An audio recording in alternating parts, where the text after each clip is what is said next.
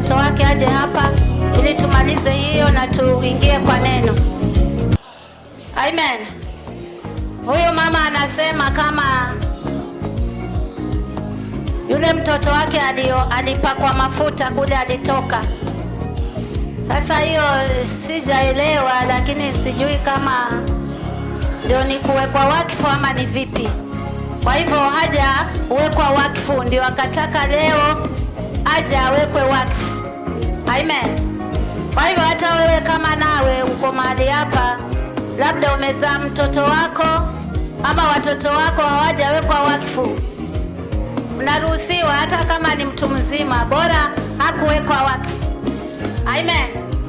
Kwa sababu inategemea ule wakati ulimzaa na ile misingi ambayo uliweza kumzalia na kile kwa madhabahu.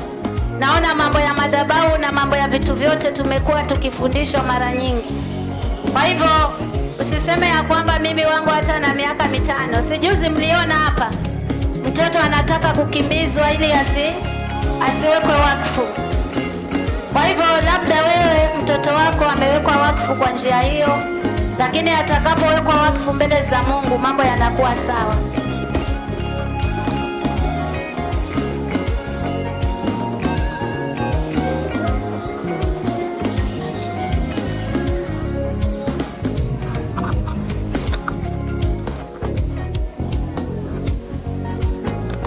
Baba, katika jina la Yesu Kristo mwana wa Mungu naweza mambo yote, mtakatifu uliye juu, namleta mtoto huyu mikononi mwako Jehova Masia. Baada ya kuzaliwa na kuja katika ulimwengu huu Jehova, siku ya leo amekuja kuwekwa wakfu ndani ya madhabahu yako Kristo. Wacha Mungu mwenyewe ukaweze kumtetea, ukaweze kumpigania. Achilia baraka, achilia na nguvu kutokana kwako. Namleta kwako na hii ndio sadaka yake ya kuwekewa wakfu. Mtoto huyu, wacha baraka zako na nguvu zako na ulinzi wako na utetezi ukawe ndani ya mtoto huyu. Kabidhi hata wazazi wake mikononi mwako. Kupitia Bwana kuwekwa wakfu mtoto huyu, wacha wakajae nguvu za Roho yako Mtakatifu na wakasimame ni wakuinua kutukuze. Mwenye nguvu ni wewe na mtakatifu ni wewe.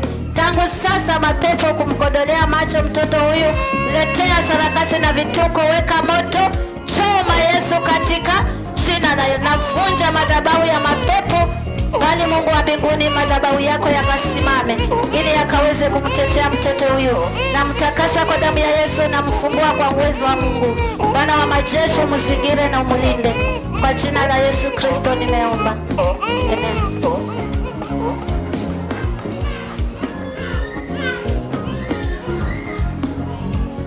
Hiyo kilio si bure. Kwa ile madhabahu amewekwa, si madhabahu hii, do ni ya kanisa. Amen. Tusimame, ni wakati. Nataka tu tuende tukachangamke. Mpe mkono mwenzako, mwambie Bwana Yesu asifiwe. Hujambo? Alafu mwambie nipe nafasi nimchezee Mungu. Naenda kuongea kuhusu kushuka ili kwamba ukamwone Mungu. Bwana Yesu asifiwe. Acha kila kitu ambacho kimekuwa ni kizuizi kwako. Mwambie Mungu, siku ya leo nimekuja ili nikutane na baraka zangu, nimekuja nikutane na muujiza wangu. Amen. Haya. Nimesema ya kwamba tunataka tumchezee Mungu ili kwamba tutakapoingia kwa neno la Babeli lazima uanguke, lazima uanguke, maana najua uko pamoja nasi. Lazima uanguke, nara wa Babeli lazima uanguke, nara wa Babeli lazima uanguke, mlima wa Babeli lazima uanguke, nara wa Babeli lazima uanguke. Wapiga makofi ya juu. Inua, inua, inua, inua, inua, inua, inua.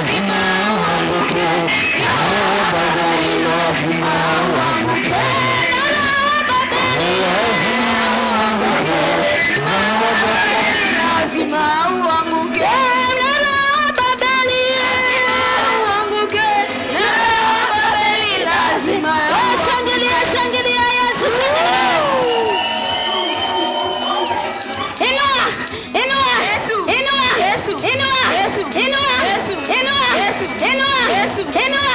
Wapiga makofi ya juu. Juu. Ruka, ruka, ruka. Ruka, ruka, ruka. Ruka, ruka, ruka.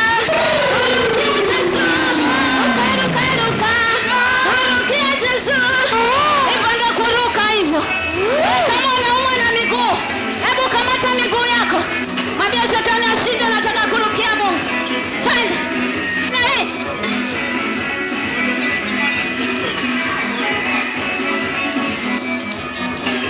Kama mweza kwa wezi kuruka, mshike mkono. Twende.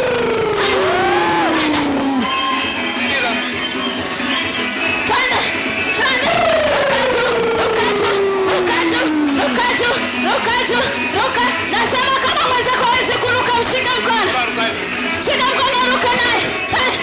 Ruka. Ruka. Ruka juu. Ruka juu. Ruka juu. Ruka juu. Ruka juu.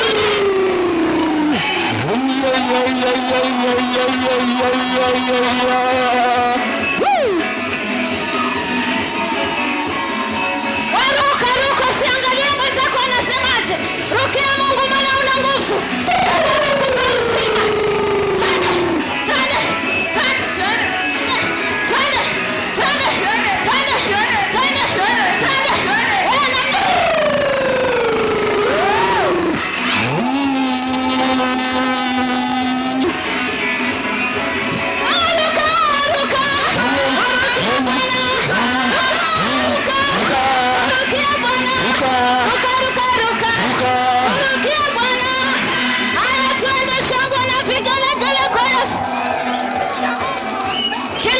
Shika kitambara chako namna hii, peperusha bendera ya Yesu.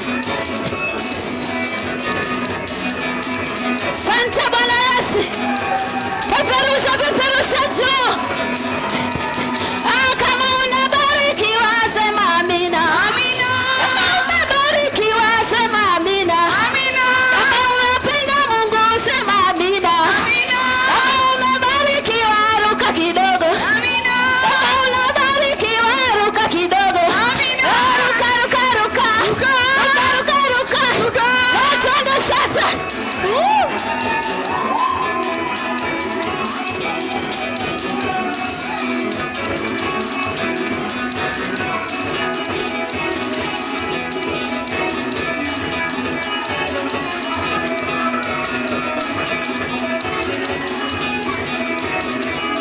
Shangilia, shangilia Yesu, shangilia.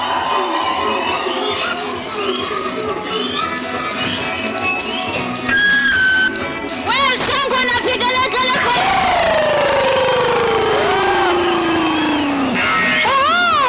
tunataka kuingia kwa neno. Lazima mapepo yahame na yaende. Shangwe na vigelegele kwa Yesu.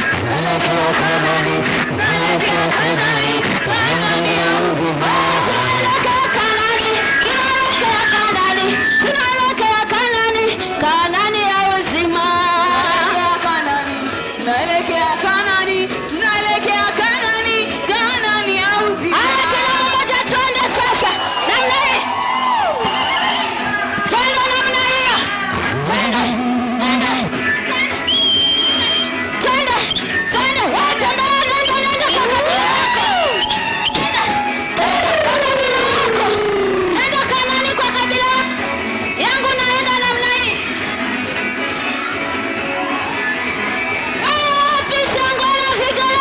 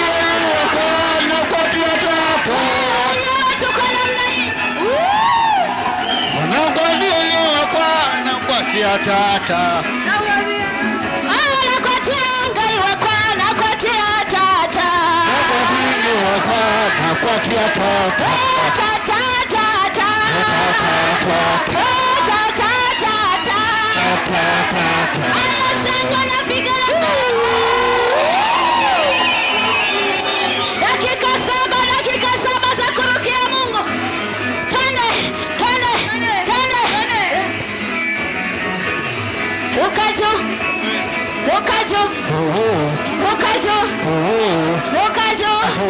Tunapaa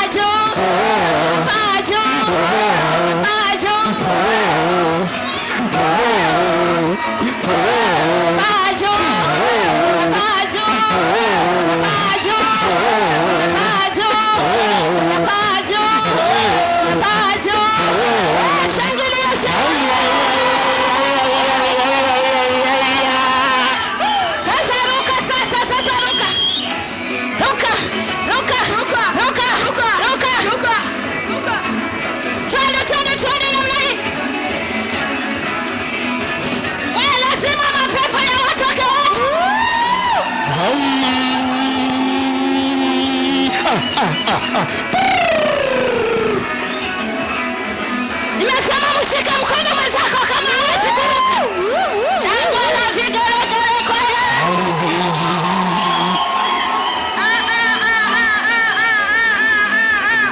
wewe, ruka tu kwa kabila yenu.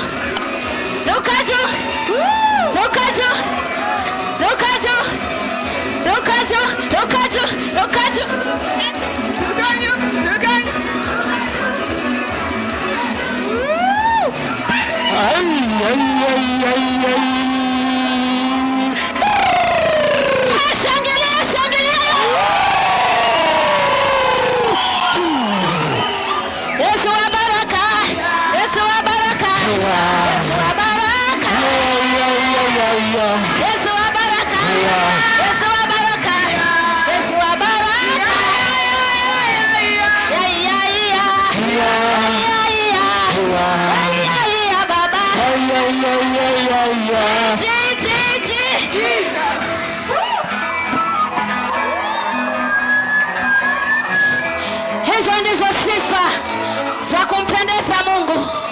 Funga macho na tuombe. Baba, katika jina la Yesu na kushukuru na kuinua Baba, watu wako ndio hao, wako tayari kwa ajili ya neno.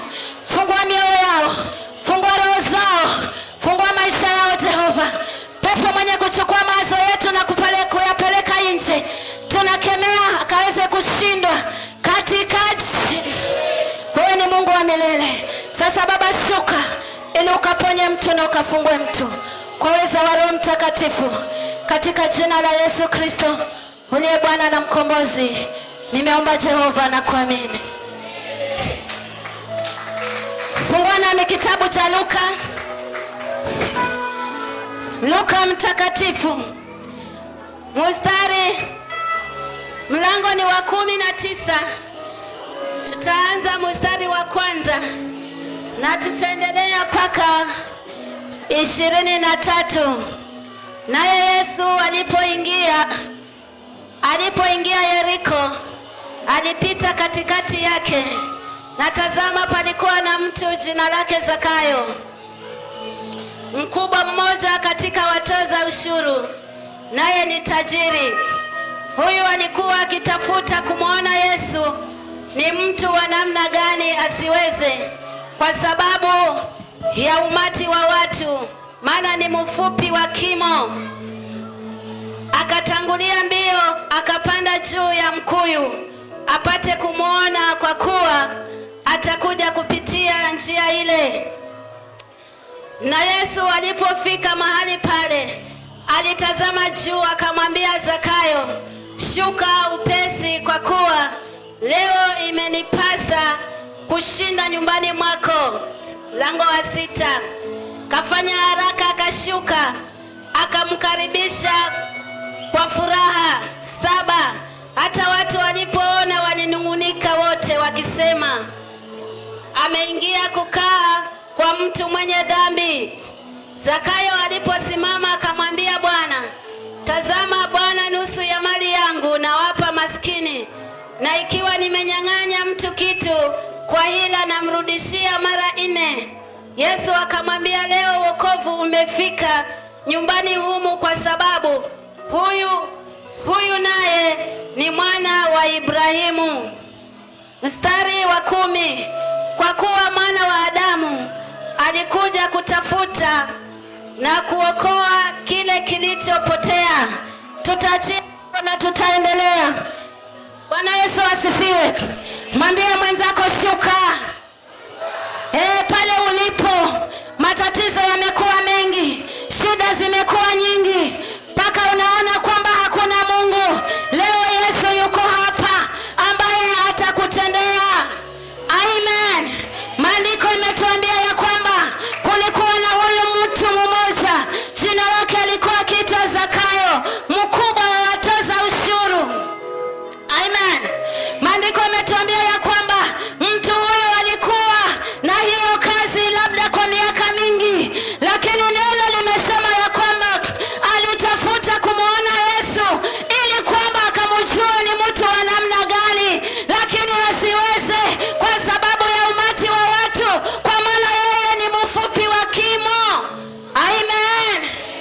Lazima Mungu akakufungue. Haijalishi unapitia hali gani, haijalishi ni mambo mangapi ambayo shetani amekubandika nayo, kiwango cha kukosa matumaini, kiwango cha kwamba unaona kana kwamba Mungu hawezi. Leo nakwambia hivi, kwa Yesu yanawezekana. Amen. Mupe mkono mwenzako, mwambie kwa Yesu yanawezekana.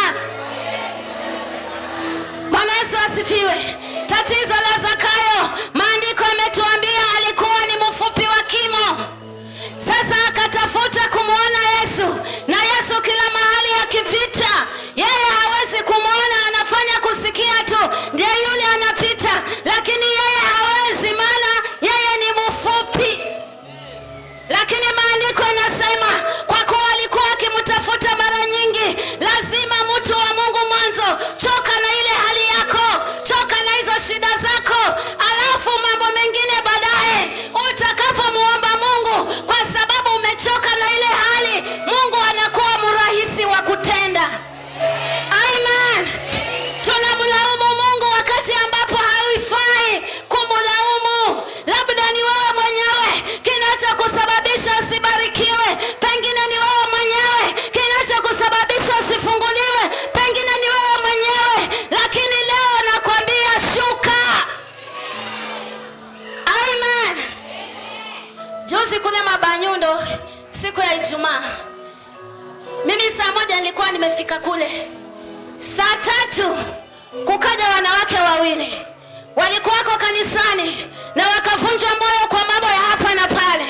Sasa ikabidi wakakaa nyumbani.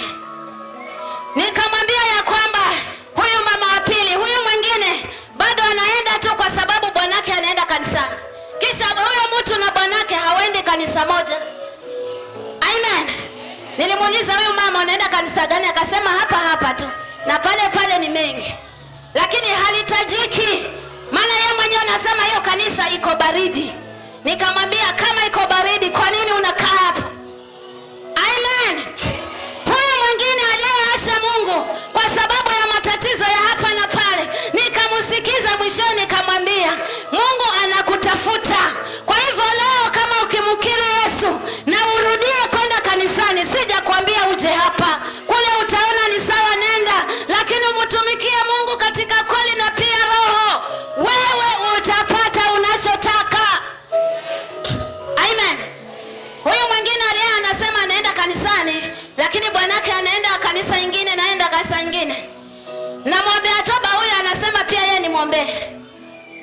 Nikachanganyikiwa, lakini nikajua kuna kitu kiko hapo. Lazima mtu wa Mungu ukayaache yale yote ambayo yanakusababisha wewe usimuone Mungu. Zakayo ufupi wake ulikuwa umemsababisha asimuone Mungu.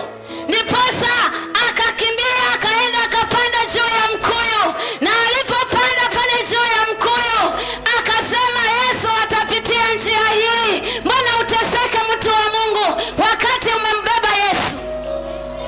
Amen.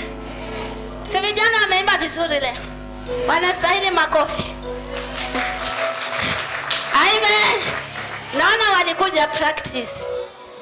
Hata wamama pamoja na uchache wenu, sijui ni wape 100, alafu 100 nitampa nani? Amen. Mumejaribu, si hata wamama pia muwapigie makofi.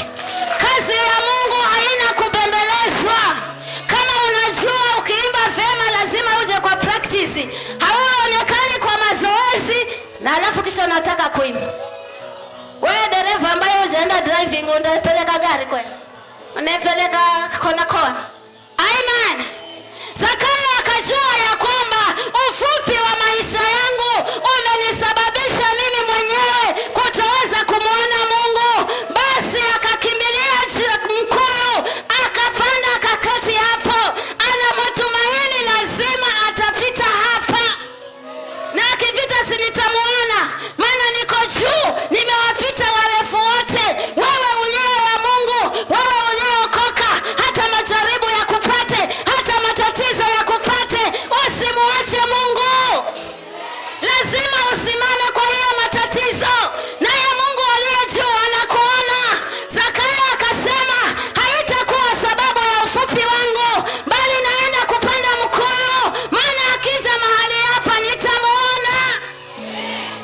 Naye Yesu alipofika mahali pale alihisi kuna kitu, kuna mtu yuko.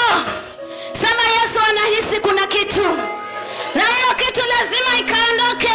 Niposa unaposimama mtu wa Mungu na kuomba Mungu kikamilifu, roho ya pepo itakayokuwa imesimama ndani ya mtu, imesimama mahali, inaondoka. Bwana Yesu asifiwe sana. Yesu alipofika mahali pale akasimama na akatazama juu. Yesu anakuona, ni wewe umwambie shida yako. Yesu yuko hapa hata sasa hivi, ni wewe mueleze shida yako ni nini. Amen. Kama shida yako ni kutokuja mazoezi na unataka kuimba kwaya, sema Mungu, mimi nataka niende. Si lazima, pengine labda uko na kazi.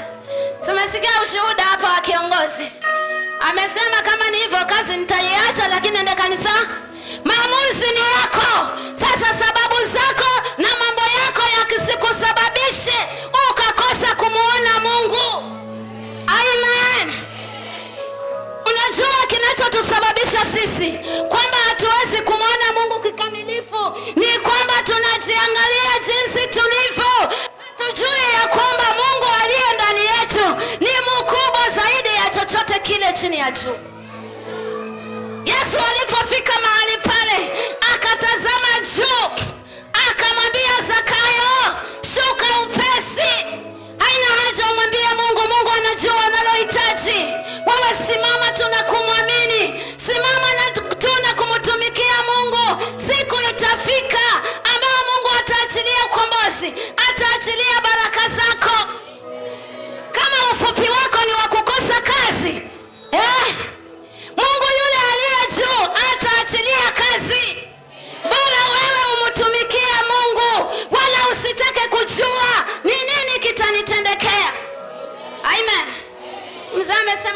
kuketi Taita na kisha akarudi hapa. Bwana Yesu asifiwe. Kwa hivyo hata kusema hutakuja kanisani maana una kazi si tatizo. Bwana Yesu asifiwe. Mwambie yule aliye juu, mwambie Mungu aliyekuokoa matatizo haya. Labda kuna sababu napitia haya, wewe mwenyewe. Labda kuna mambo ambayo ninayafanya hayampendezi Mungu, ama kuna sababu gani Mungu? Maana nimetafuta kazi, nimechoka. Amen. Lazima uchoke, choka na hiyo hali yako. Amen. Zakayo alichoka na ufupi wake, akasema lazima nipande, na alipopanda pale juu, Yesu akamwambia shuka. Bila Yesu kusema jambo, akamwambia Yesu, nusu ya mali yangu Baba ninawaregeshea, ninakupa. Yoyote niliyemnyang'anya namrudishia. Amen. Unataka kubarikiwa, unataka kufunguliwa, na bado umekamatia dhambi ndani yako. Vipi Mungu ataingia kwa huo moyo? Sema naondoa na nishuke ili nimwone Mungu. Jipigieni makofi. Lazima uamue wewe mwenyewe. Mchungaji wako hata kuinua, mchungaji wako hata kupeleka, hata kuondolea unayopitia. Mwambie Mungu. Bwana Yesu asifiwe. Maandiko yametuambia aliposema hayo maneno, Yesu akamwambia leo ni mgeni wako. Wale waliokuwa majirani zake naona wakaelezana, wakasema laiti huyu Yesu angejua huyu ni mtu wa namna gani, mbona ameingia kwa wenye dhambi. Amen. Mwambie mwenzako acha kuhukumu mwingine, jiangalie wewe. Wale wakamwambia kwa sababu Zakayo ni mtoza ushuru, wanamwambia kama angejua Yesu anaingia kwa wenye dhambi, lakini kumbe ni wokovu ambao umeingia ndani ya Zakayo. Labda leo mtu wa Mungu umekuwa na shida siku nyingi, umekuwa na magonjwa siku nyingi, umekuwa na matatizo siku nyingi. Yesu anaenda kukukungua. Amen. Yule mama aliyesema bwanake anaenda kanisani kwingine na yeye naye anaenda kanisani kwingine, alisema ana tatizo na amekaa nalo kanisani siku nyingi, lakini hiyo ugonjwa imekuwa sugu. Amen. Kamwambia leo ukiamini Yesu lazima ugonjwa utahama. Amen. Tatizo lingine akasema mtoto wake alitoroka tangu mwaka jana akiwa form 2, na hadi sasa hajui mahali yule mtoto yuko. Amen. Na si ati ameolewa maana ni msichana, lakini hayuko. Anapigia simu tu wengine akisema mimi niko nafundishwa na bishop, lakini wazazi wake hawajui yuko wapi. Nikamwambia ukiamini Mungu, Mungu atakujulisha yule mtoto wako wapi. Anasema hilo limekuwa tatizo mpaka ndani ya nyumba, mimi na bibi na bwanangu hatuelewani. Maana Bwana amesimama anasema huyo si mtoto wa kike, wewe ulikuwa wapi mpaka huyo mtoto akapotea. Amen. Wacha kubeba mzigo kama wewe, mwachie Mungu. Maana yule mama anasema walienda kwa mazoezi ya mipira huko juu. Amen. Haya, labda alienda kupatana na marafiki zake ambao walikuwa wanasoma wote. Kumbe kuna mmoja akamchukua picha yule msichana akiongea na mvulana, akapeleka ile picha mpaka nyumbani, akaitwa yule msichana, akaitwa na yule mamake na babake. Yule mwenye kuchukua picha ni mwingine, akaja akaonyesha, angalieni mtoto wenu kile anafanya. Amen. Baba akainuka amuulize yule msichana, hapa ulikuwa wapi na huyu ni nani? Yule msichana ndio akatoroka, na tokea siku hiyo mpaka leo ni miezi mingapi? 3 hajaonekana.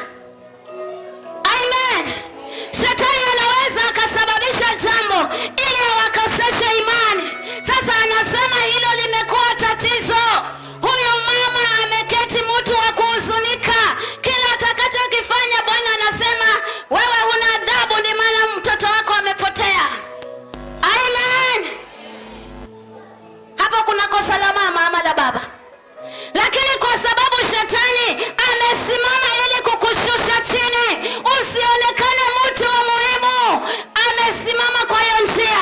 Nilimwambia yule mama, jipe moyo, hata huyo mumeo si yeye, kuna mwingine ako ndani yake, lakini kwa macho haya ya omena haya huwezi ukamwona.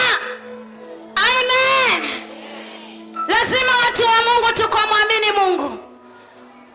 Yesu akasimama akasema, Mwana wa Adamu alikuja kwa wenye dhambi, hata huyu yampasa sasa akaweze kuwa mmoja wetu, maana amekiri dhambi zake.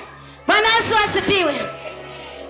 Lazima mtu wa Mungu, kama umeokoka, ukasimame kama mwokovu, ukasimame kama mtu aliyeokoka, maana wokovu ni wako. Amen. Tulipofika mchana ile Ijumaa, maombi ya mchana, kukaja watu wengi, tumeomba, tunafika katika, yani watu hawaombi. Amen. Yani hata wamefungua macho, wamekazana, tunaombea hili, tunaombea hiki. Si Friday tunaombea makanisa yetu yote.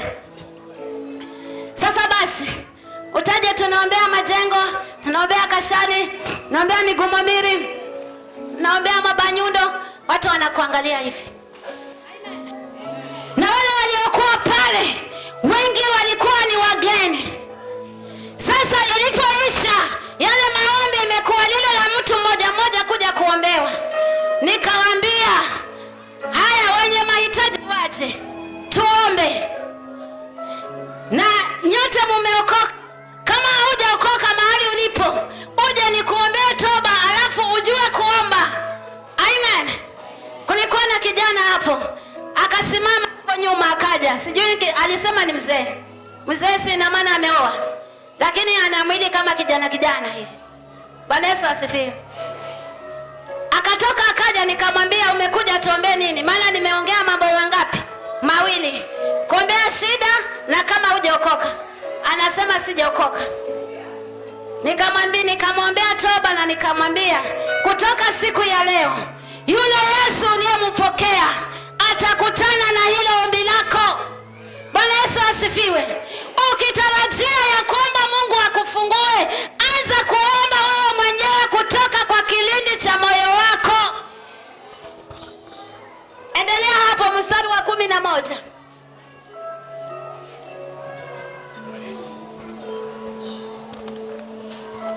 Waliposikia hayo, aliongeza kusema mfano, kwa sababu alikuwa karibu na Yerusalemu, na wao walidhani ya kuwa mfalme wa Mungu ataonekana mara. Basi akasema, mtu mmoja kabaila alisafiri kwenda nchi ya mbali ili ajipatie ufalme na kurudi.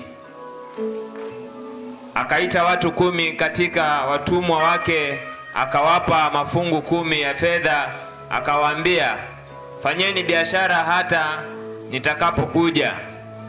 Lakini watu wa mji wake walimchukia, wakatuma wajumbe kumfuata na kusema, hatumtaki huyu atutawale. Ikawa aliporudi ameupata ufalme wake, aliamuru waitwe wale watumwa aliyowapa fedha, ili ajue faida aliyowapa kila mtu kwa biashara yake. Amen. Achia hapo, tutaendelea. Bwana Yesu asifiwe. Yesu amemalizana na Zakayo, akawapa mfano hawa watu waliokuwa mahali pale. Akawaambia, kuna huyu mtu mmoja kabila huyu ambaye alitaka utajiri, akasafiri ili kwenda kuutafuta. Amen. Na aliporudi sasa, maana amepata ule utajiri, kabla ya kwamba aende, kuna wale walinung'unika, wakasema, hatumutaki huyo atutawale. Unaweza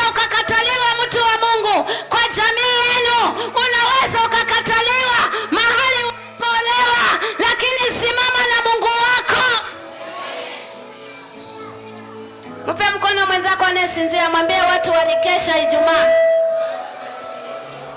Hilo ni lipepo ambalo usisikie neno. Ukitoka hapa ukaulizwe neno limekuwaje, nimebarikiwa mwili mzima, maana hujapata lolote. Amen. Ijumaa njoo tukeshe, Jumamosi ulale, leo Jumapili uje kanisani. Amen. Amen. Wale watu wakasema hatumtaki huyu atutawale, wakatuma mjumbe kwenda kuambia huyu mtu hatutaki atutawale, lakini yeye alipoenda mahali kule akapanga jinsi ambavyo ataweza kuja na kufanya biashara. Aliporudi sasa, kile alichokikuta ni kwamba mtu wa Mungu, kama umeokoka, simama na Mungu wako vizuri. Huu wokovu ulionao, kuna siku utakuja kuulizwa ni nini ulichokifanya, ni nini ulichokifanya. Utaulizwa siku moja. Bwana Yesu asifiwe. Haujakombolewa uketi, haujakombolewa usimame hivyo hivyo. Lazima umwambie mwingine habari za Yesu. Umepata mwingine ana shida, kama ushuhudie, umwambie ya kwamba kwa maombi hili linawezekana, kwa maombi hili linawezekana. Hata kama mtu yule amevunjika moyo, anasimama tena. Amen. Siku inakuja ambayo Yesu mwana wa Adamu atakuja. Je, atakapokuja atakupata ndani ya wokovu? Atakupata bado umesimama? Atakupata ukiwa wapi? Bwana Yesu asifiwe. Lazima watu wa Mungu tukajifunze kumtafuta Mungu, tukajifunze kumuita Mungu, na lingine tujue ya kwamba ni mimi mwenyewe niliamua kuokoka. Bwana Yesu asifiwe sana. Na ukiwa ndani ya Yesu, yale maneno yatakayotoka ndani ya Yesu ni ya mtu aliyeokoka. Kile kinywa kitakachotamka ya Mungu ni lazima Mungu mwenyewe akasimame. Amen. Bwana Yesu asifiwe. Tunafanya injili ya Mungu inakuwa ngumu, tunafanya huduma ya Mungu inadharauliwa kwa sababu ya vitu ambavyo sisi wenyewe tumevikubali. Amen. Sikia, wale wenzetu si sahi wako kwa saumu. Bwana Yesu asifiwe. Nimeamka nyumbani saa 10:30. Kwa karibu na msikiti pale.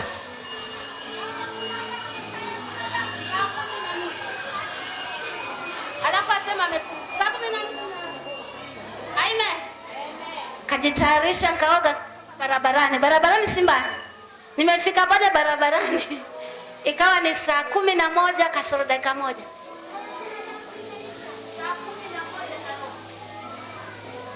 Amen. Lakini Mungu wao anaruhusu hivyo. Wewe uliye wa Mungu lazima ubadilike. Sikia ushuhuda wa hawa ambao nakwambia. Yule alikuja, una salamu alaykum, alikuja wiki 2 zilizopita kwa sababu ya biashara yake. Saa hii pale mtaani kumekuwa kizaazaa cha waizi wameiba. Amen. Sasa huyo mama naye akaja pale, amevaa hilo gauni lao vizuri la kufinika mpaka unamwona hapa. Sasa tunaeleza kile kimejiri kwa ajili ya wale waizi.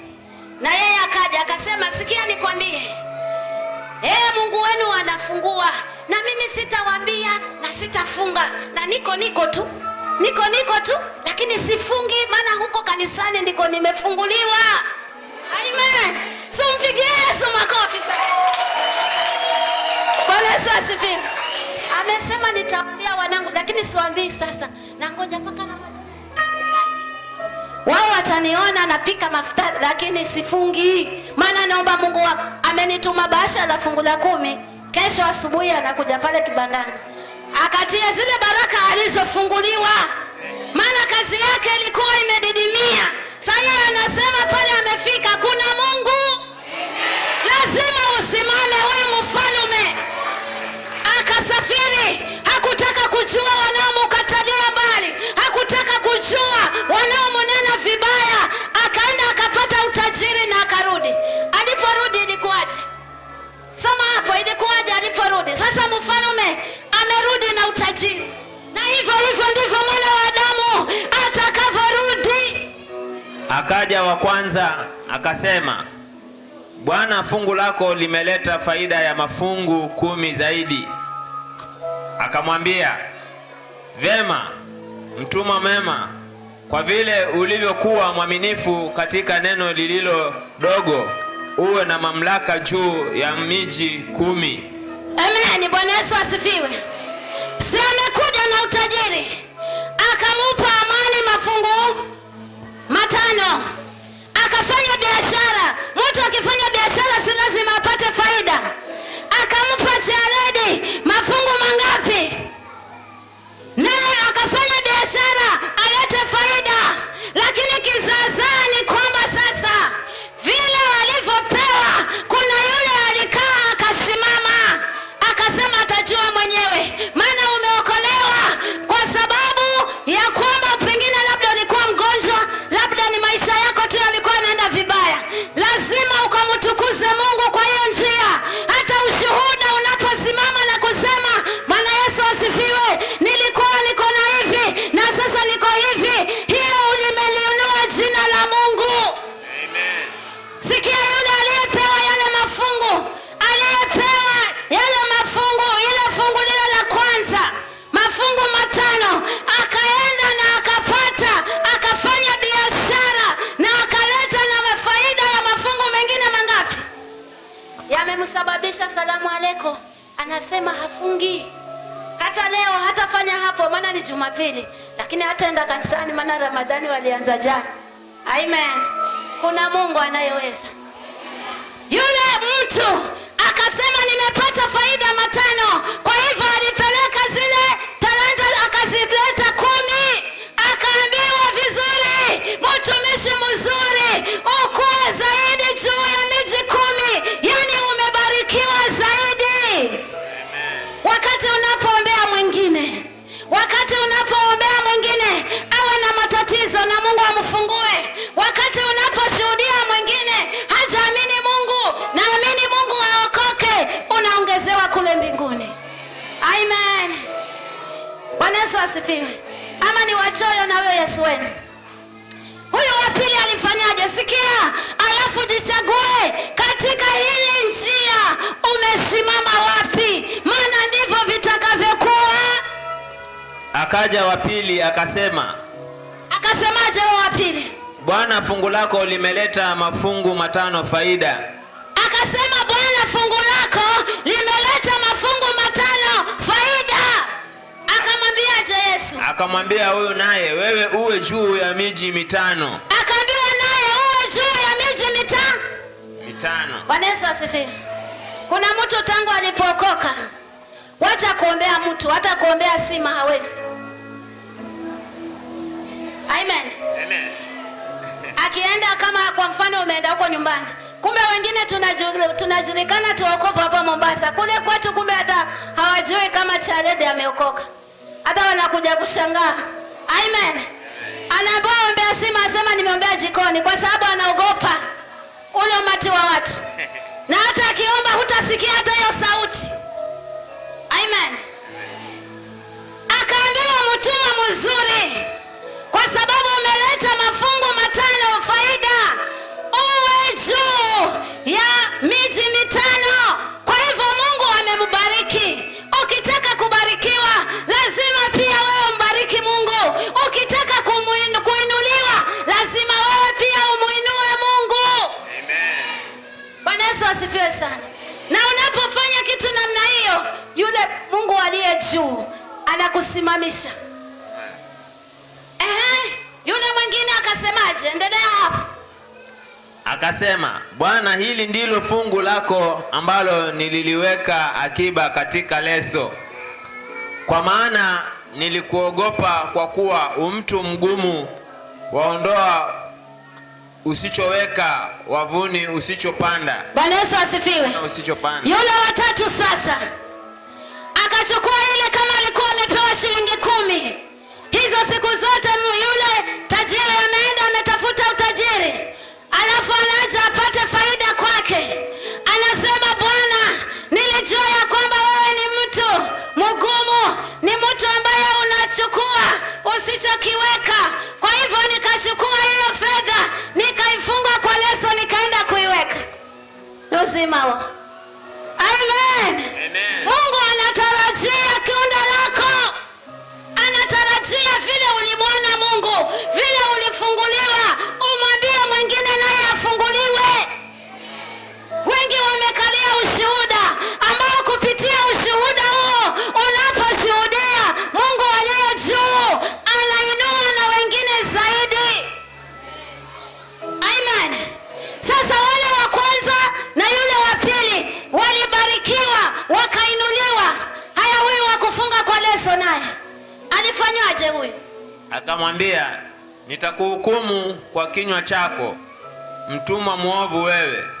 Ulinijua kuwa ni mtu mgumu, niondoaye nisichoweka na kuvuna nisichopanda. Basi mbone hukuiweka fedha yangu kwa watoao riba, ili nijapo niipate pamoja na faida yake? Akamwambia, waliosimama karibu mnyang'anyeni hilo fungu, mkampe yule mwenye mafungu 10. Amen. Bwana Yesu asifiwe. Amen. Amesema ya kwamba alijua huyu tajiri ni mtu mgumu na anachukua asichokiweka. Hukumu yake, tajiri anasimama akamwambia, wewe ni mtumishi mbaya uliyejua ya kwamba mimi, ya kwamba hukumu yako sasa. Anasomewa mashtaka yake. Bwana Yesu asifiwe. Ya kwamba ulijua ya kwamba nachukua nisichokiweka na ninachukua nisichokipanda. Basi kwa nini hata angalau hiyo fedha yako ungeipeleka kwa watoa riba? At least akija atapata ile na faida yake. Bwana Yesu asifiwe. Amen. Watoa riba ni watu gani? Tunajua watoa riba ni watu gani? Bwana Yesu asifiwe. Si kuna wale watu wanauza pesa.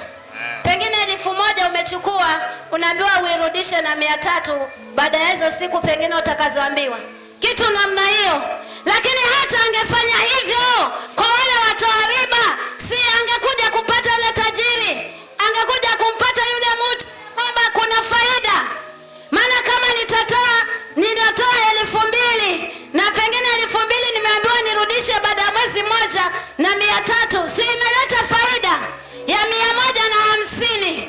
Mungu anataka ulivyojua Mungu ukamwambia mwingine ili amjue Mungu kama wewe. Mungu alivyokubariki umwambie mwingine ili naye abarikiwe kama wewe ulivyobarikiwa. Bwana Yesu asifiwe. Amen. Mkristo ni wao wa kwanza wa kutia moyo wengine, lakini si kuvunja moyo. Akawaambia wale waliokaa mahali pale, mchukueni mkamupe adabu yake. Bwana Yesu asifiwe. Siku inakuja na iko karibu. Utasimama ukiwa upande gani? Utasimama wapi? Lazima utengeneze. Huu ni wakati wa kutengeneza mambo yako na Mungu. Siku hiyo ikifika, hakuna cha kutengeneza. Bwana Yesu asifiwe. Lazima watu wa Mungu tukaweze kusimama kama tunaamini ya kwamba tumeokoka na kama tunaamini kuna Mungu, na tukafanye haya ambayo yananenwa leo, maana ndio yataweza kukufungua. Kama umenena ya kwamba wacha dhambi, lazima dhambi niache ndiposa nimuone Mungu. Na kama ni sababu ya kwamba mimi simtukuzi Mungu katika kweli, lazima niwe najijua ni nini kinachonisababisha nisimtukuze Mungu. Lazima nikiondoe, alafu Mungu asimame sasa. Bwana Yesu asifiwe. Amen. Tumekuwa wepesi wa kunyoshea kidole mwingine, lakini ujue wakati namnyoshea yule mwingine, zile ni vidole ngapi zinazokurudia? Lazima utengeneze maisha yako, lazima ukashuke. Amen. Zakayo alishuka, tajiri akaenda kutafuta utajiri. Huyo ni Mungu amekuokoa. Siku itafika ambao atakuja kuchukua watu wake. tumeimba tunaenda Kanani. Wewe unafikiri ni Kongoya? Kule Kongoya hata kama una tikiti unaenda kule. Mimi naenda na miguu kila siku. Bwana Yesu asifiwe. Lakini mbinguni ni imani yako, wokovu wako utakupeleka. Amen. Bwana Yesu asifiwe. Endelea hapo mbele. Wakamwambia, Bwana anayo mafungu 10. Na waambia, kila aliye na kitu atapewa, bali yule asiye na kitu atanyang'anywa hata alicho na. Tena wale adui zangu wasiotaka ni watawale, waleteni hapa wachinje mbele yangu. Mwachinje mbele yangu. Bwana Yesu asifiwe. Yes. Akasema ya kwamba yule aliye nacho, Bwana Yesu asifiwe, yule aliye nacho, hata si yule ambaye hana, yule aliye nacho ataweza kuongezewa. Maana kile cha yule aliyefunga kwa leso akapewa hukumu. Maandiko imesema ya kwamba zile zote ambazo watu wale walizijenga ama walizipata faida wakapewa mara 2 ya hizo, lakini huyu sasa faida yake akaambiwa ni kwenda katika giza la ndani. Ndiposa akaambiwa ya kwamba Mungu ukiwa mwaminifu katika lililo dogo utakuwa mwaminifu hata kubwa pia. Amen. Yaani watu wengine wanataka tu wapate uzima. Kila siku tuwe mzima maana umeokoka. Kuna wakati utagonjeka, lakini ugonjwa usiwe sababu ya kumwasi Mungu. Amen. Na si kwamba Mungu hakuoni, labda kupitia njia hiyo anataka Mungu akaweze kukuondolea. Amen. Amen. Ameambia hata wewe ambaye huna, hata kile ulicho nacho pia utapokonywa. Kama unakoka chembe ka imani, lakini pia hako ukatumii, pia katachukuliwa apewe yule aliye navyo vyote. Amen. Safari ya mbinguni ni ya kung'ang'ana. Amen. Na anaambiwa mwenye nguvu ndiye atafanyaje? Atauchukua ufalme wa Mungu. Kwa hivyo kufikia hapo, watu wa Mungu, najua ya kwamba umeanza kutengeneza maisha yako. Maisha ya Zakayo yakawa mazuri baada ya kumwachia Mungu maisha yake, akashuka, maana Mungu amekuwa pamoja naye. Amen. Hata wewe leo Mungu atakubadilisha, hata wewe leo Mungu atakufungua, hata wewe leo Mungu atakuokoa. Haleluya. Bwana Yesu asifiwe. Tunamalizia hapo. Soma hiyo Luka hiyo 18 na mstari wa 20. Wazijua amri: usizini, usiue, usiibe, usishuhudie uongo, mheshimu baba yako na mama yako. 21. Akasema, hayo yote nimeyashika tangu utoto wangu. 22. Yesu aliposikia hayo alimwambia, umepungukiwa na neno moja bado. Viuze ulivyo navyo vyote ukawagawie maskini, nawe utakuwa na hazina mbinguni. Kisha njoo unifuate. Huwezi ukamtumikia Mungu na mambo mengine ulio nayo. Lazima uache moja, ndiposa ushike yeye Yesu. Amen. Amen. Amen. Mungu ni mwenye wivu. Mungu ni mwenye wivu. Akamwambia yule mtu ya kwamba umupende Mungu wako. Bwana Yesu asifiwe. Na waheshimu baba yako na mama yako. Akasema, hayo yote nimeyashika. Lakini mbona Mungu anaona kama umepungukiwa na nyingine? Ndio unaombea watu wanafunguliwa, lakini kuna mzizi ndani yako, lazima uondoe. Amen. Bwana Yesu asifiwe. Mungu anasema hivi, leo shuka. Leo Shuka. shuka. Zakayo ameshuka na amejiachilia mbele za Mungu.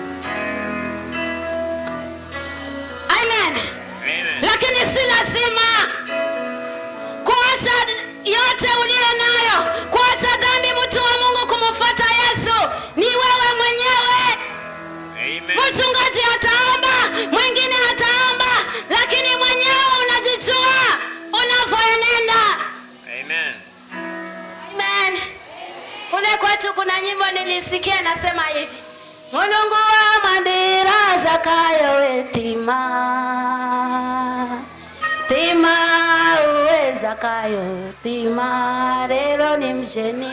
Mulungu wa mambira Zakayo weshuka. Amen. Nyinyi msiosikia hiyo kizungu, hiyo ni kizungu.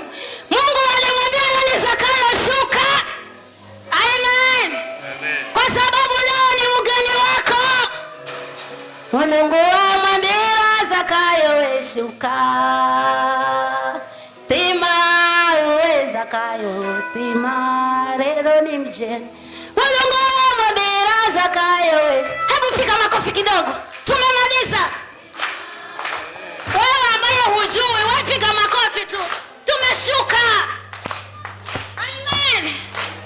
Mulungu wa mambira Zakayo wetima, tima uwe Zakayo tima, rero ni mje. Mulungu wa mambira Zakayo wetima, tima uwe Zakayo tima, rero shuka uwe Zakayo shuka, shuka uwe Zakayo shuka. Ama kuna mtu hajashuka? Hebu simameni, nimemaliza. Kama wewe una shida ya aina yote, njoo hapa mbele. Mulungu wa mambira Zakayo shima, tima Zakayo tima, Mulungu wa mambira Zakayo tima. Asante Yesu. Tima uwe Zakayo. Yani tunajiandaa. Kama una tatizo wewe mstari wa mbele, tunapoimba tunataka ya kwamba ukamwambia Mungu, nimeshuka sasa, ninakuhitaji. Mulungu wa mambira Zakayo tima,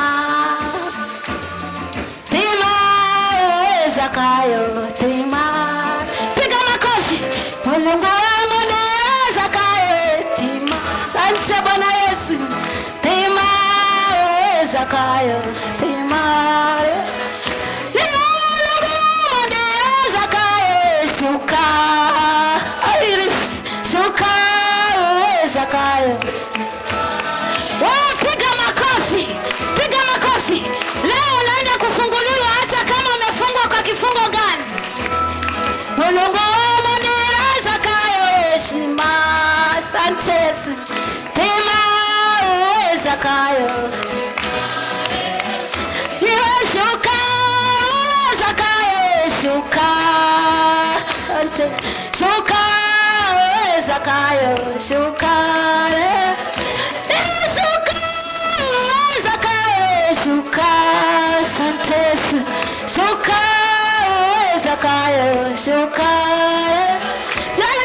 Mulungu wa mambira Zakayo shuka, shuka uwe Zakayo shuka. Hebu piga makofi. Sasa anza kushuka kwa ule mti.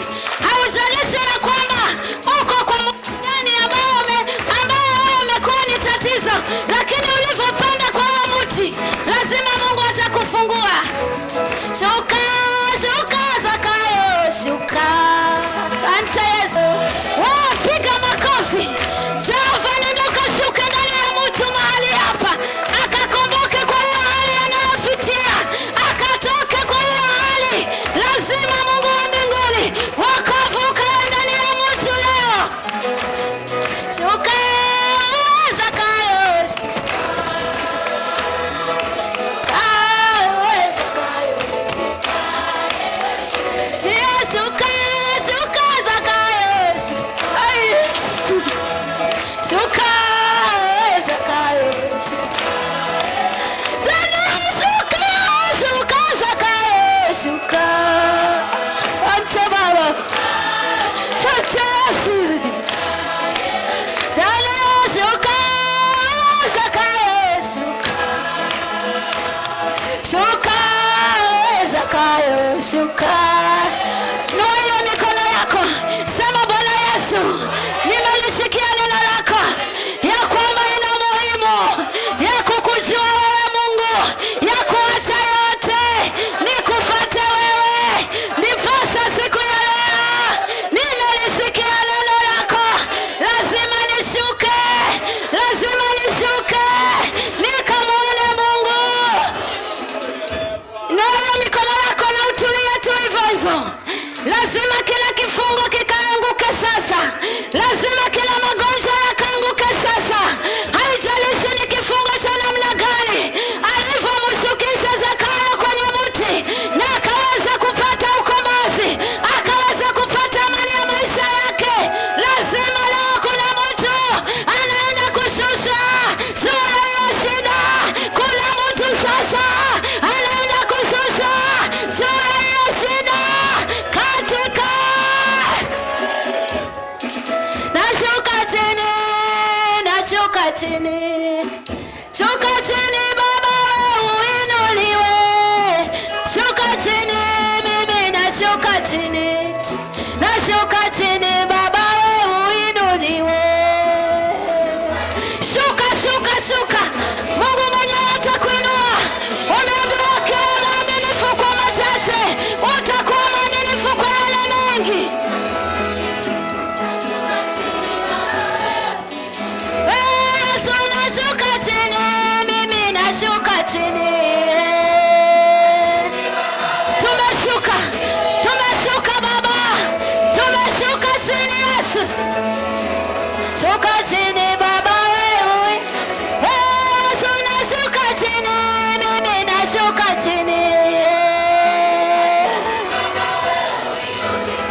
Baba nashuka chini. Wewe mwelekeze Mungu, anza kuomba. Niwe Baba nashuka chini, mimi nashuka chini. Shuka Yesu ndani yetu, shuka ndani yetu. Tumejirudi Bwana wangu, tunajua tunakosa. Yesu nashuka chini, Yesu nashuka chini. Baba nashuka chini, nashuka chini, nashuka chini Baba wewe. Niwe Yesu nashuka chini, mimi nashuka chini. Shuka, nenda mbele za Bwana mtu wa Mungu. Shuka, shuka, shuka, shuka. Mungu mwenyewe atakuinua kabisa. Watu wasione nguvu zako. Yesu mwana wa Mungu, nenda ukahamishe, nenda ukahamishe. Yesu nahamisha, Yesu nahamisha kila ufalme wa giza. Yesu nahamisha kila ufalme wa mapepo. Yesu nahamisha kila mizimu yote. Yesu nahamisha katikati. Amba usinyamaze, nena na Mungu.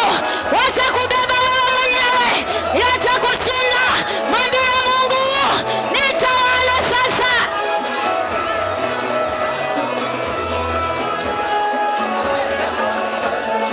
Sante Bwana Yesu, mwana wa Mungu unatosha, mwana wa Mungu una uwezo. Wakati na majira haya ni masaa mema Yesu, niko mbele za uso wako.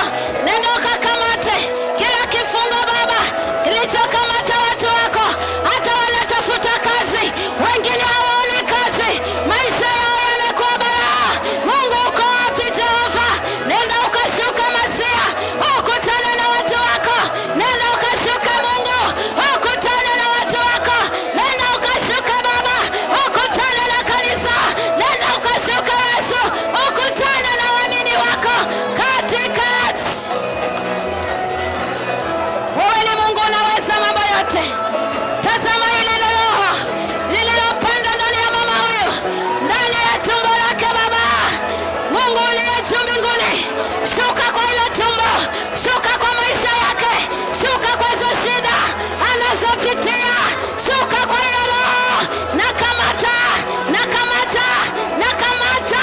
Weka moto, weka moto, weka moto Yesu, weka moto, weka moto, weka moto. Nataka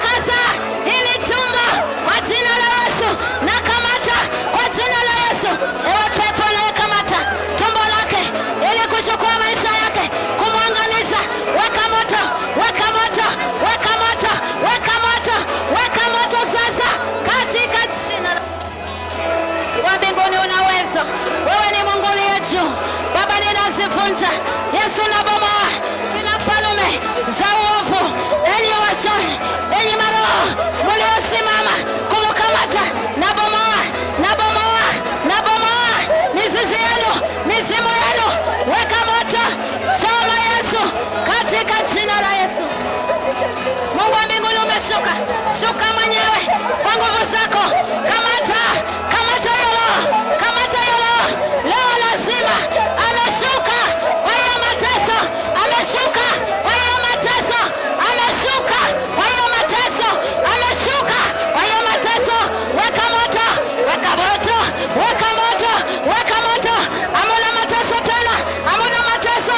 Enye maroho wenye kumtatiza maisha yake na watoto wake, leo yamefika mwisho katika Mungu na uwezo. Wewe ni mtakatifu uliye juu mbinguni. Naziharibu, navunja kila roho za mapepo, kila mazimu, na washa moto, nateketeza, navunja, nabomoa katika jina la Yesu. Shuka mwenyewe kwa mkono wako ulio na nguvu, kwa nguvu zako mujaze nguvu, mujaze nguvu, apambane na hiyo roho, mujaze nguvu, apambane na hiyo roho. Lazima shuke Mungu wa mbinguni, lazima Mungu ujitukuze. Shuka mwenyewe. Hilo Yesu aliyosimama, mwana wa Mungu naiona, mwana wa Mungu naona. Baba, ninaharibu Yesu, ninavunja kila madhabahu zikashinde katika jina la Yesu. Mungu wa mbinguni, umeona teso la mama huyo, hata lini? Lazima atoke huyo mtoto kwa uwete, lazima atoke.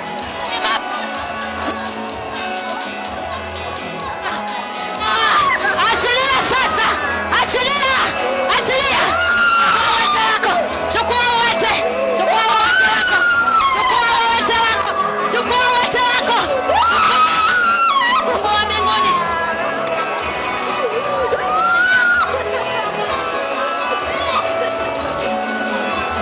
wewe ni Mungu, unaweza mambo yote. Mwana wa Mungu, huyu pepo aliyesimama kumletea uwete huyu mtoto, kusanya, kusanya vitu vyako, kusanya haraka, kusanya, kusanya, kusanya. Weka moto, weka moto, weka moto, weka moto. Uchukua uwete wako, chukua uwete, chukua uwete wako, chukua, chukua uwete, chukua uwete, chukua uwete, chukua uwete wako, chukua uwete wako, chukua, chukua uwete katika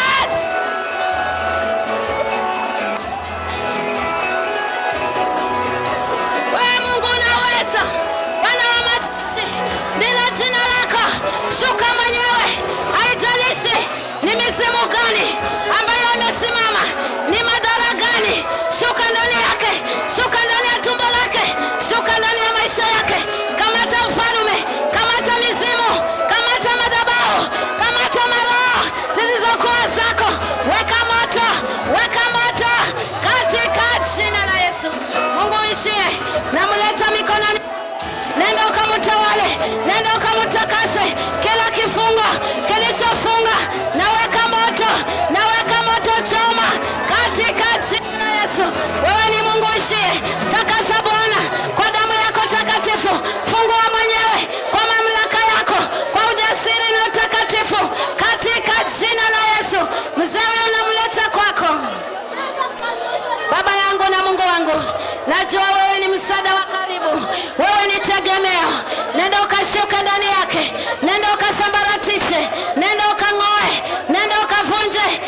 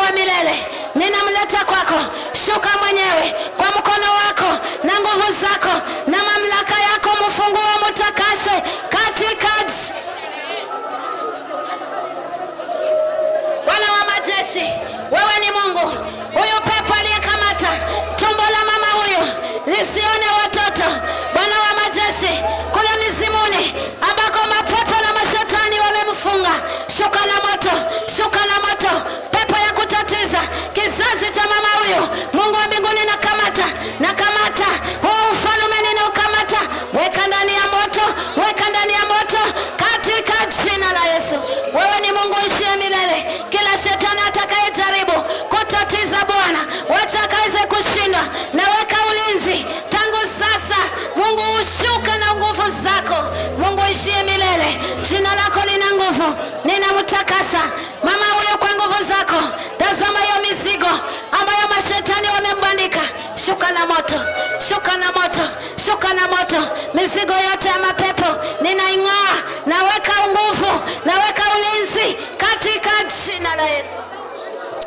Naweza mambo yote na unatosha, maana hakuna Mungu aliye kama wewe. Weka ulinzi tangu sasa, haribu kila kipingo cha shetani kinachosimama kikashinde katika jina la mwana Yesu Kristo.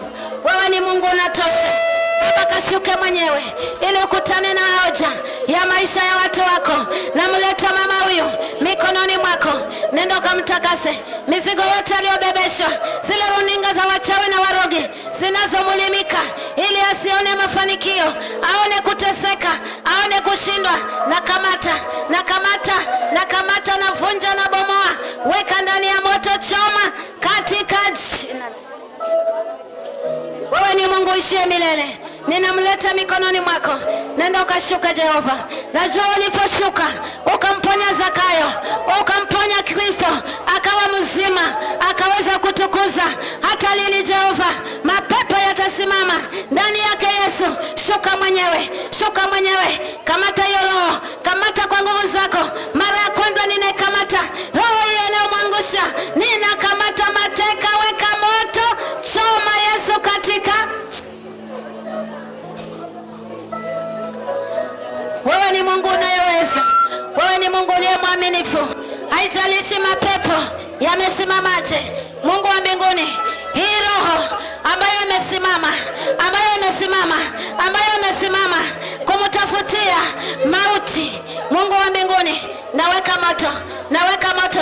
Wewe amuka, amuka na utoke kwa hiyo maisha, Mungu wa ajabu pale. Mungu wa mbinguni, hii roho mufu iliyosimama inayomkamata, Mungu wa mbinguni, ninaing'oa sasa, ninaing'oa, ninaing'oa hii roho ya mtu ambaye amekufa, hata kama anaishi, ambao hataki mafanikio yake. Nang'oa, nang'oa roho ya mfu, ninaing'oa, ninaing'oa sasa. Ng'oa, mweke moto, mweke moto, mweke moto.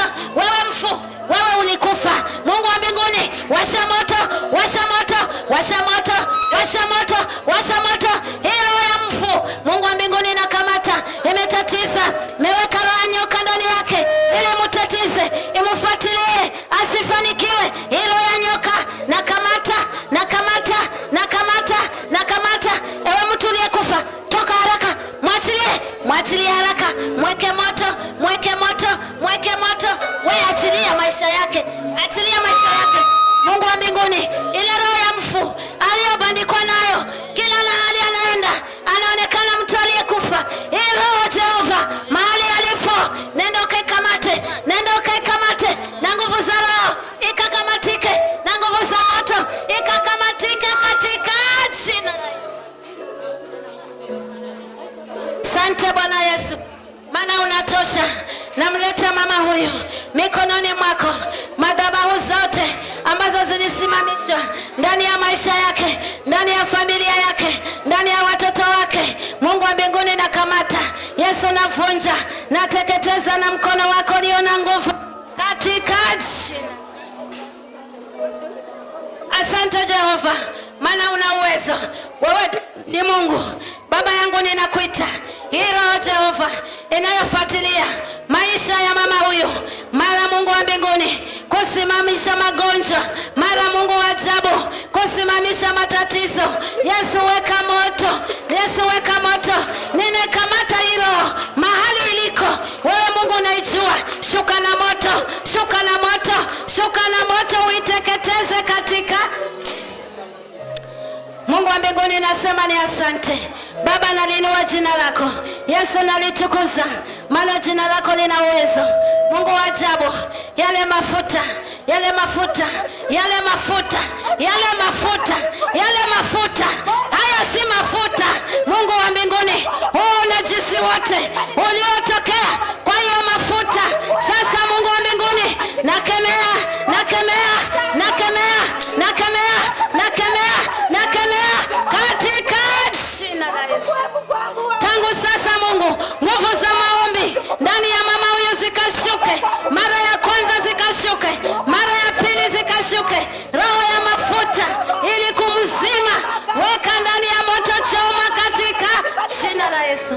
Mungu wa mbinguni, namleta kwako mama huyu. Ni wewe aliyeleta baraka ndani ya tumbo lake. Angalia wachawi na warogi wanaotaka kujitukuza ndani yake, kumletea udhaifu na unyonge sio kwa kawaida. Sasa Mungu wa mbinguni, naenda na wewe Jehova pale kwenye mizimu ambao shetani amesimama ili kumkamatia mateka. Weka moto, weka moto, weka moto, weka moto, weka moto. Udhaifu wa shetani na ng'oa katika Mungu wa mbinguni, una uwezo wa mambo yote. Nasema ni asante, maana unatosha na una uwezo. Naharibu kila miungu, navunja kila madhabahu, nabomoa kila nguvu za mapepo zikaweze kushindwa Jehova, katika jina la Baba yangu. Ninaleta kusanyiko hili mikononi mwako. Najua ya kwamba wengi wameteseka na shida mbalimbali, ambapo Mungu wa mbinguni hakuna anayeweza kuwafungua isipokuwa ni wewe Mungu. Najua umeshuka, umeona matatizo, umeona shida na umeshuka ili wafungue. Baba, nenda ukahamishe. Yesu, nahamisha maisha ya kushindwa. Yesu, nahamisha maisha ya kung'ang'ana. Yesu, nahamisha maisha ya kushindwa. Weka moto katika wewe ni Mungu uliye juu mbinguni. Kamwambia Zakayo ya kwamba tangu leo ni mgeni wako. Mungu wa mbinguni, Zakayo akapata wokovu, akapata kuwekwa huru, maana yale alikuwa ameyabeba yasiyompendeza Mungu aliachilia. Najua ya kwamba Mungu, shetani ametufingia nje kwa ajili ya mambo tuyafanyayo kinyume. Yesu mwana wa Mungu, shuka ukatekate kila kifungo chote, ukate katika.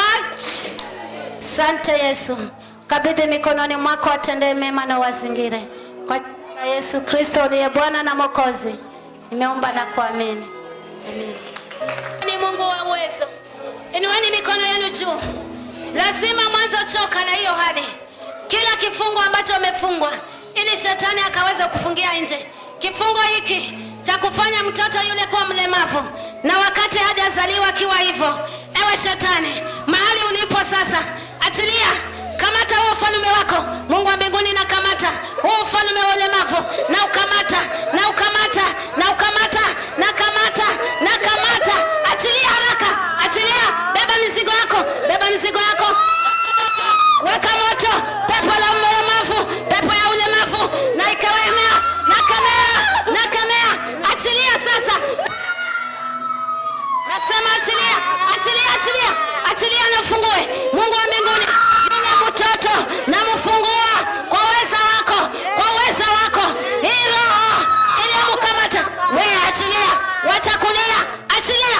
Toa ulemavu wako, toa ulemavu, toa ulemavu. Nasema toa, toa ulemavu wako, toa ulemavu wako. Mungu wa mbinguni, huyu mchawi na mrudisha ulemavu wake, narudisha, narudisha ulemavu, narudisha, narudisha. Weka moto, weka moto, weka moto, weka moto, weka moto. Katika wewe, toa ulemavu wako haraka. Chukua ulemavu wako, chukua ulemavu wako, chukua. Macho na chukua ulemavu wake. Wewe kusanya ulemavu wako. Yule mtoto afunguliwe. Kusanya ulemavu wako. Chomeka na uchukue ulemavu wako. Mungu wa mbinguni, naweka moto, naweka moto. Pepo ya ulemavu, pepo ya ulemavu. Yesu choma, Yesu choma, Yesu choma. Sante Bwana Yesu. Na wewe nawe chukua sasa mfu, roho ya mfu. Chukua, chukua hiyo roho yako ndani ya mama huyu. Hiyo roho ya mfu, mtu aliyekufa bado yuko hai na amekufa. Hiyo roho ambayo imebandikwa, na ng'oa kwenye tumbo lake, na ng'oa, na ng'oa. Roho ya mfu iweke moto Yesu. Weka moto, weka moto, weka moto. Nasema kusanya, kusanya mfu wako. Chukua haraka, chukua unajisi wako. Mungu wa mbinguni, mwingize moto, mwingize moto, mwingize moto pale kitandani alipolala huyu mfu. Jehova Mungu, na kile kioo chake, na kamata, na kamata, na kamata, na kamata. Weka ndani ya moto. Choma Yesu katika. Mungu wa mbinguni, namleta mama huyu mikononi mwako. Toa haraka, toa nyoka wako kwa hili tumbo. Hakuna mauti, hakuna tumbo kuuma. Chukua haraka, chukua. Weka moto Yesu. weka moto, weka moto. Tumbo kuuma, kiuno kuuma, weka moto, weka moto. Yesu choma, Yesu choma, chomeka, chomeka, chomeka. Kusanya vitu vyako. Leo ni mwisho, sema ulichokifanya na utoe. Haraka chukua. Wacha kupiga kelele. Chukua. Nakupa dakika moja, chukua. Kusanya vitu vyako. Kusanya. Yesu wangu, kamata, kamata, kamata, kamata. Hiyo roho ikamatike katika. Sema nini ulichokiweka kwa tumbo na uchukue haraka. Fanya haraka. Mara ya kwanza Yesu, shuka kwa hilo tumbo. Mara ya pili Yesu, shuka kwa hilo tumbo. Kusanya vitu vyako. Nasema kusanya. Chukua vitu vyako. Chukua. Haya chukua nyoka. Kuja hapa. Nyoka wako utampeleka wapi? Mchukue ni kuonyesha kwa kumpeleka. Ulimweka kwa sababu gani? Ulimweka kwa sababu gani? Hutaki nini? Utaka akae na mtoto wako. Haya sasa kusanya. Kusanya uchafu wako. Yesu unaweza. Huyu mwanamke mchawi aliyeweka nyoka ndani ya tumbo hili ili amwangamize huyu mama. Ninang'oa huyo nyoka, nang'oa ndani ya hili tumbo. Nang'oa, nang'oa katika. Sasa wacha niingize. Wacha niingize kwa tumbo lako. Yesu naingiza kwa tumbo ya huyo mchawi. Huyo nyoka namuingiza kwa tumbo lake katika. Wewe nawe ondoa. Ondoa kila kitu. Hiyo misango yako, chukua. Chukua misango yako. Mungu wa mbinguni, mweke moto. Hizi magano, Yesu nazivunja. Hizi magano, Yesu navunja. Magano za dini, navunja. Mchafu wote, najisi wote ambao mlimwekea. Chukueni matambiko yenu. Weka moto, weka moto, weka moto, weka moto, weka moto, weka moto, weka moto. Kusanya ili pepo la kuuma na kichwa. Kusanya, kusanya kichwa chako kuuma haraka. Kusanya mwenyewe. Mweke moto, mweke moto, mwongeze moto, ngeza moto, ngeza moto katika. Ninamtakasa kwa jina la Yesu. Mungu wa mbinguni, tangu sasa kuumwa na kichwa, kuumwa na kichwa na kuhisi kuchanganyikiwa kukaweze kushindwa katika. Awe huru mikononi mwako. Kwa jina la Yesu nimeomba.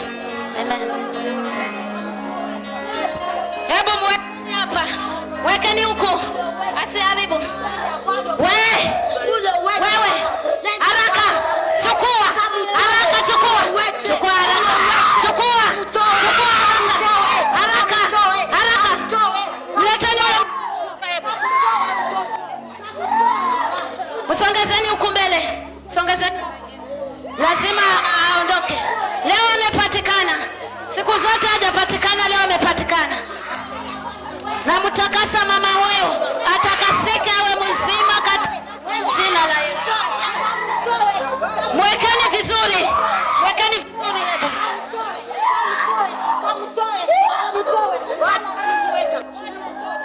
Hebu leteni microphone hapo. Wewe utamtoa. Utamtoa ama umtoe? Ndio huyo. Toa wale mafu wako. Toa wale mafu wako. Mweke moto. Mweke moto. Mweke moto. Mweke moto. Mweke moto. Mweke moto. Mweke moto. Mweke moto. Wewe nakuuliza. Nakuuliza wewe ni nani? Nakuuliza wewe ni nani? Wewe ni nani? Wewe ni nani? Nenda kamtoe. Haraka. Chukua. Chukua ile moto. Mweke moto. Mweke moto. Mweke moto. Mweke moto. Mweke moto. Mweke moto. Mweke moto. Leo huyo ninamtoa katika. Ndio huyo anatoka. Wewe Mungu una uwezo wa yote. Namleta mtoto huyu mikononi mwako. Huu ulemavu ambao shetani amebandika, anayesema mtoe. Wewe mwangalie akitoka. Yesu wangu, ninamtakasa kwa damu ya Yesu. Ulemavu huu ambao upepo alimbandika, ninang'oa, ninang'oa, ninang'oa. Viungo vyake vikanyoke, viungo vyake vikanyoke, viungo vyake vikanyoke. Miguu yake itie nguvu, hii miguu itie nguvu katika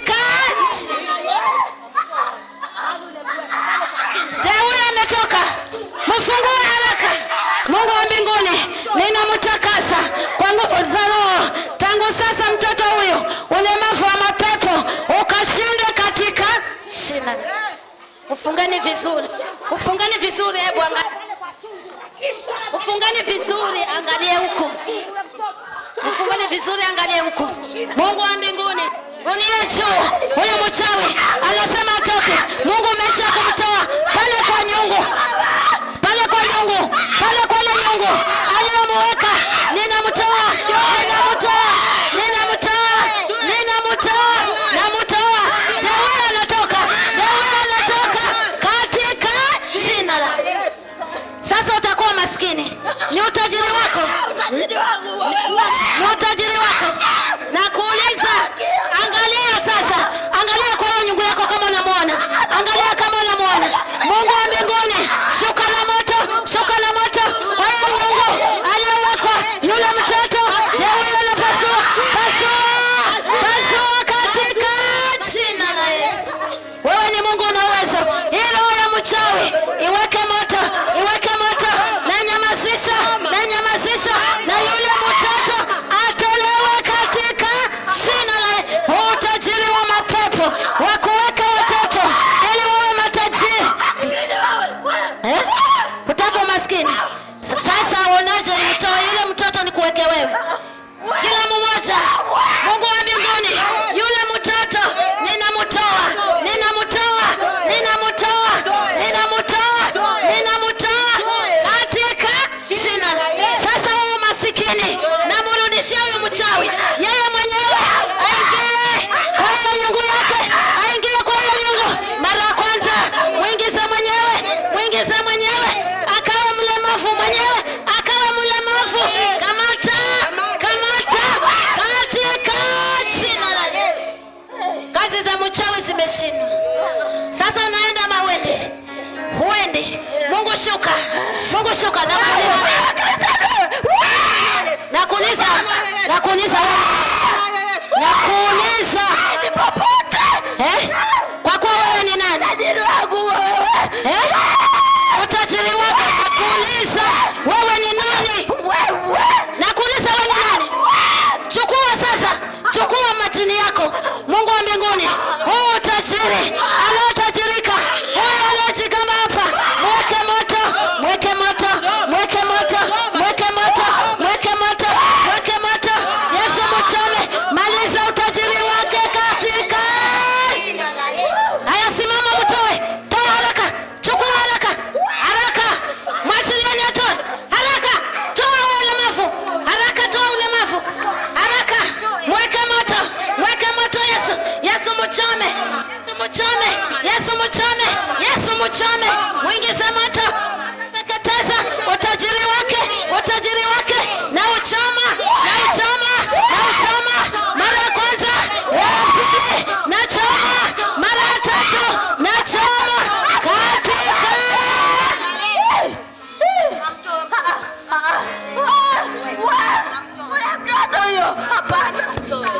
Sasa bado neno moja tu. Unamtoa huyo mtoto ama mtoi? Unamtoa ama mtoi? Nasema unamtoa ama mtoi? Yesu shuka. Ukutane naye. Yesu shuka. Ukutane naye. Anayekuwa mtajiri kwa ajili ya roho ya mtu. Mungu wa mbinguni, kutana naye. Hiyo mizimu yake. Ingia. Ingia naye. Ingia naye.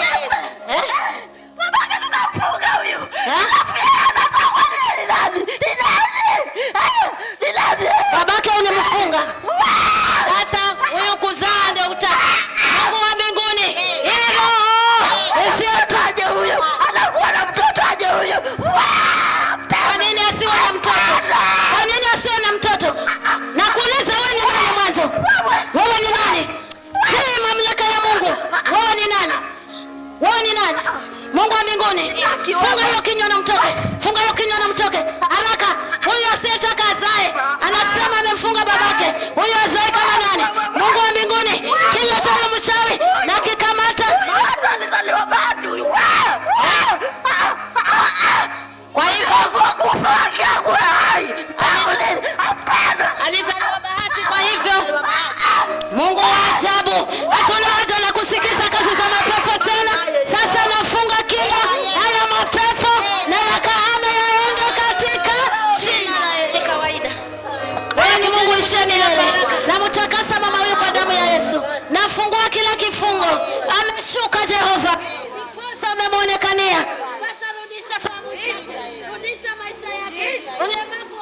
yule ukashindwe katika jina la Yesu. Ninamtakasa kwa damu ya Yesu. Disha fahamu zake na asimame akuinue. Kwa jina la Yesu Kristo nimeomba. Amen. Pigia Mungu makofi. Bwana Yesu asifiwe. Lazima ushuke. Ukishuka Mungu anaondoa. Wewe unachukulia mambo nzi. Shuka kwa kichwa chake, shuka kwa mwili wake. Ondoa hiyo kisunzi, kizunguzungu cha mapepo, kumzungusha akili na ufahamu, kumchanganya. Weka ndani ya moto, choma Yesu katika jina la Yesu. Natakasa mafuta haya kwa damu ya Yesu. Mafuta haya ni mafuta ya kawaida tu. Wacha kawe damu yako iliyomwagika msalabani. Napotumia mafuta haya, moto wa Mungu ukawake, uteketeze mipango ya shetani. Teketeze falme zote za wakuu wa giza katika jina. Mungu fungua na ukatende mema. Kwa jina la Yesu Kristo nimeomba. Amen.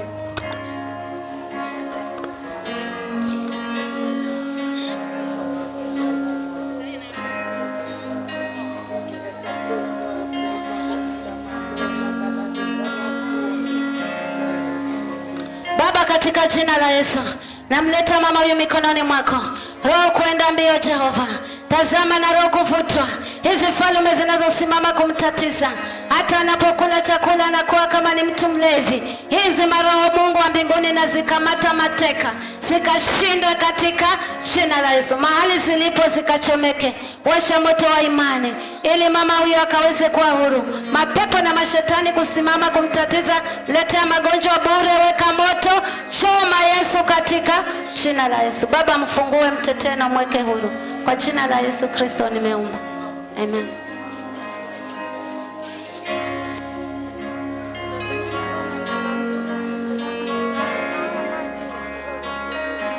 Baba, katika jina la Yesu ninamleta mikononi mwako. Nasema saa zingine roho inaenda mbio. Wewe ni Mungu ambaye unaweza. Mnachosababisha roho kwenda mbio, falme wote wanaosimama ndani yake kumtatiza, navunja na bomoa na moto wakao katika jina la Yesu. Hamuna roho kwenda mbio tena. Maji haya yanayatakasa kwa damu yako. Ni maji ya kawaida Jehova. Wacha kawe damu yako iliyomwagika msalabani. Napotumia nira zikavunjike na ufalme wa shetani ukashindwe. Kwa jina la Yesu Kristo, maji haya ikawe damu yako. Asante Yesu, maana utatenda. Kwa jina la Yesu nimeomba. Amen.